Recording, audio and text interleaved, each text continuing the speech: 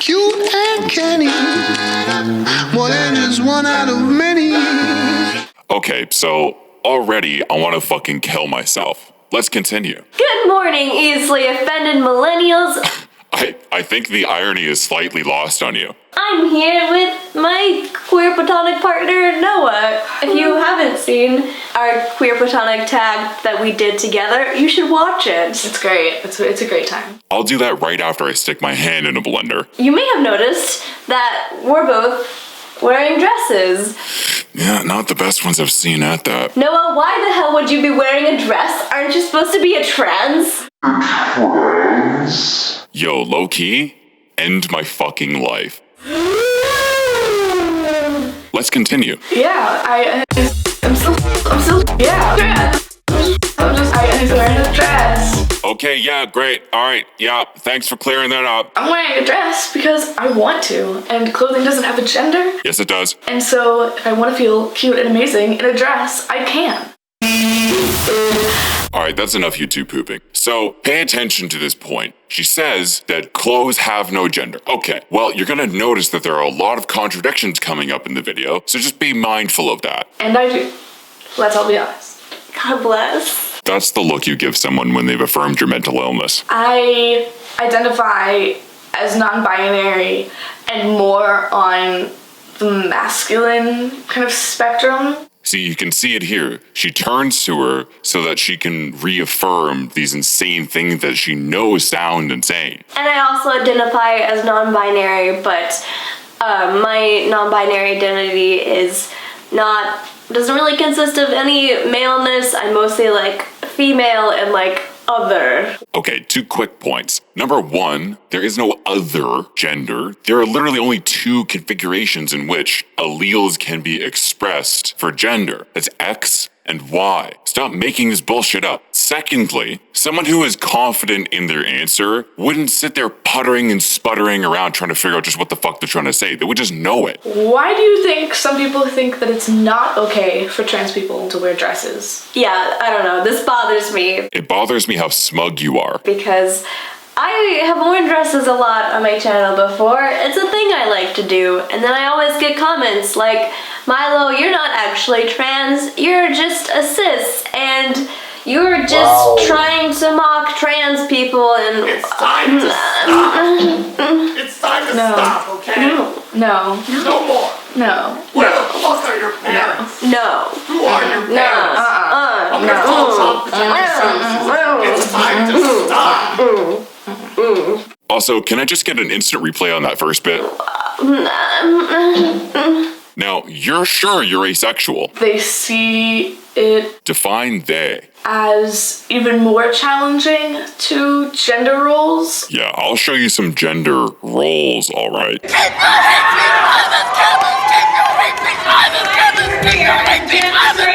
Or the idea of masculinity and femininity being separate. It's like taking it like 2 steps further so that there's just even more like, get rid of gender roles, I'm doing my own thing and being my own person. And that I think is intimidating and concerning to people for some reason.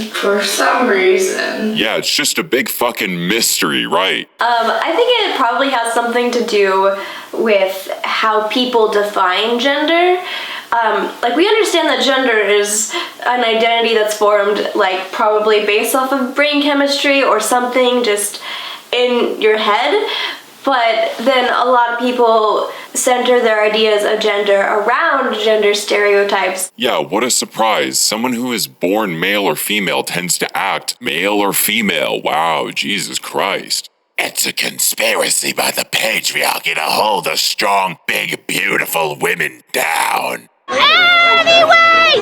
And then when they see us being like, hey, we identify this way, but we don't agree to these gender stereotypes and we don't fit into them perfectly, then they're like, well, how did you base your conclusion that you're not female? That's a very salient question. Unfortunately, she never goes on to answer it. But look, We don't need any sort of particular answer at this point. I think it's starting to become clear that there is no answer. All this is a negative feedback loop of people getting together and telling each other lies and then compounding them with more lies. And then they get so sucked into this universe that they've created for themselves that it becomes hard to reassociate yourself with reality and to realize you are in fact a human being, a biological creature, and you're controlled by forces that you had no opportunity to pick. And look, that's just life. That's how it works. Moreover, this just feels like a big exercise in projection, telling other people that they're judging you for God knows what reason, but the reality is that you're judging you. Yes, you might have a few people here and there, but that represents an incredibly small minority of people. Most individuals that you're going to pass by on the street are going to completely forget that you existed in like a minute of you walking by them. I also worry deeply for your mental health because you use language like assigned female at birth. There's no committee of people that just slam these labels on other people to bring them down. It is exactly analogous to being born with blue eyes, but going around and forcing everyone to say that you in fact have green eyes because you want them. And anyone that says otherwise is just oppressing you or they're eyeist. You can wear contacts that are of a different color and you can give other people the impression that you weren't born with blue eyes. But at the end of the day, you were born with blue eyes. It's not a conspiracy. That's just the cards that you were dealt. So I want to know, have you always been comfortable wearing dresses? Oh, definitely not. Alright, so we've reached a crucial precipice within the video, because now we're going to start to see all of the contradictions come together and coalesce into this big clusterfuck of nonsense. Let's take a look. When I was a kid, I was like put in dresses because I was assigned female at birth. Oh, there you go. There's that assigned language again. Hey, Jem, how do you think we can keep this young girl down and prevent her from succeeding in the world? I know, we'll just call her a female. That way she'll be subject to the wage gap.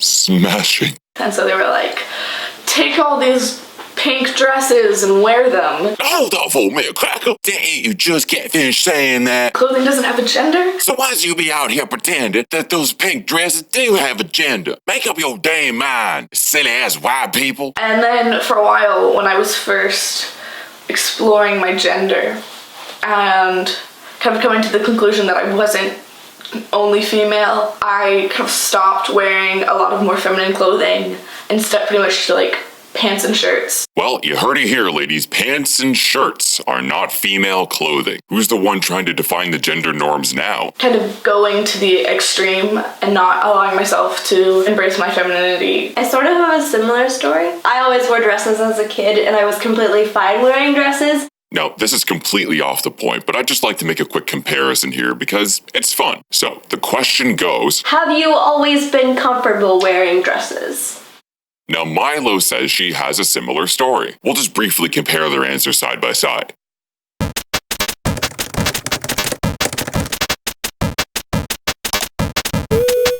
I always wore dresses as a kid and I was completely fine wearing dresses. Oh, definitely not.